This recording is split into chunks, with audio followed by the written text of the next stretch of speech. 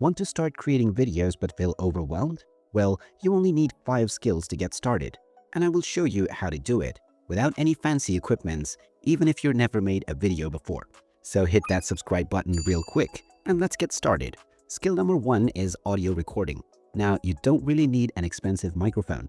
Just use Audacity. This is a free-to-use software available for Windows, Mac OS, and Linux. Once it is installed on your device, open it up and go to Audio Setup. Then within Recording Device, make sure that your microphone has been selected. You may choose your preferred recording level from the recording level slider at the top. To start your recording, just click on the record button, and now you can start doing your voiceovers within Audacity right away. You may normalize your audio from the Effect tab by going into Volume and Compression and then Normalize. Just choose the default settings, and now you're ready to export your audio. Click on File, then Export, and then choose your desired format and your file name as well. Next up is audio processing or enhancement.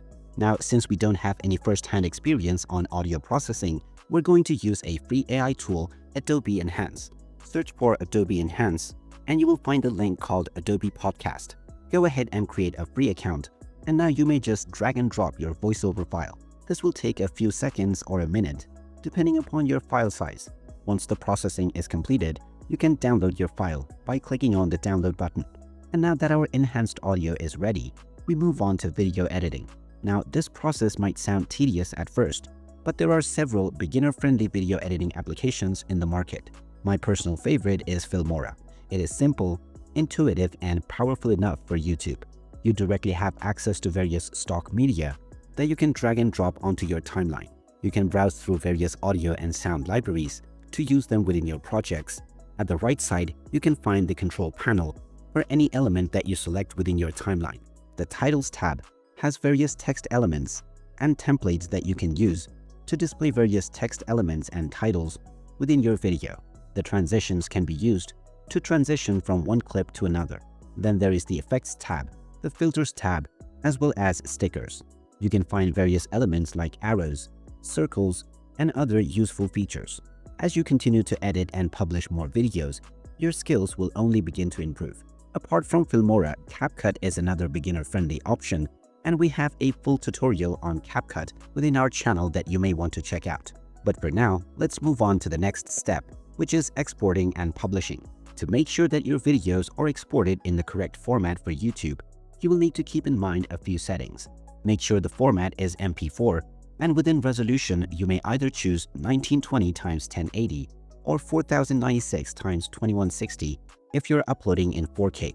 Inside frame rate, you may stick to the normal 30 frames per second, or you can use 60 FPS. This depends entirely upon your wish.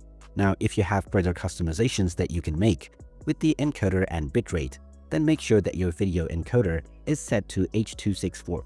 Set the bitrate mode to VBR and use a high enough bitrate ranging from 10 to 15,000 kbps. You may choose the SDR Rec 709, which is supported by most devices. You can leave the compression quality to none and make sure a bitrate of at least 192 is chosen for your audio. You may even go up to 256 if you wish. For the encoder, AAC is good enough, and a sample rate of 44.1 is fine with almost all devices. Once you have exported your video with these settings, you can now upload it to your channel and begin to work on the metadata. Now, for this step, I would recommend that you use one of many AI tools that are available in the market. You can use any one of your preferred AI tools to craft the best title, description, hashtags, and tags for your video. Once you have all these options, you have the liberty to pick and choose. Now, an additional pro tip is to install the vidIQ extension, which will also give you suggestions for your titles, descriptions, and even tags. And now that the publishing and metadata is out of the way, the final step is thumbnail and optimization. And you can do this with the help of AI as well.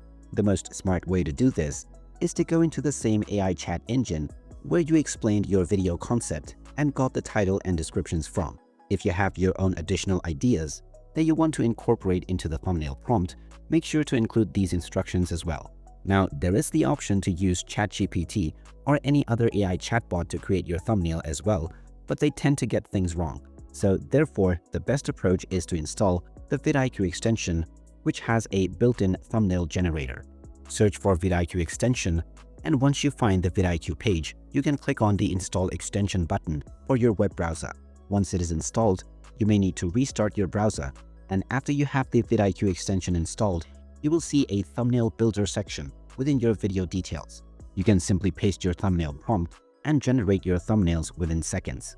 Once your thumbnail is ready, you can upload this right away and proceed with publishing your video. So there you have it. In order to start your content creation journey, you only need 5 skills: recording your audio, enhancing it, editing the videos, and publishing with proper metadata and high CTR thumbnails. As you continue to use these tools, you will only continue to improve upon your recording, your editing, as well as your publishing and optimization skills. And if you want more result-driven PC and content creation tips, make sure to subscribe to our channel. Thanks for watching, and see you again in the next one.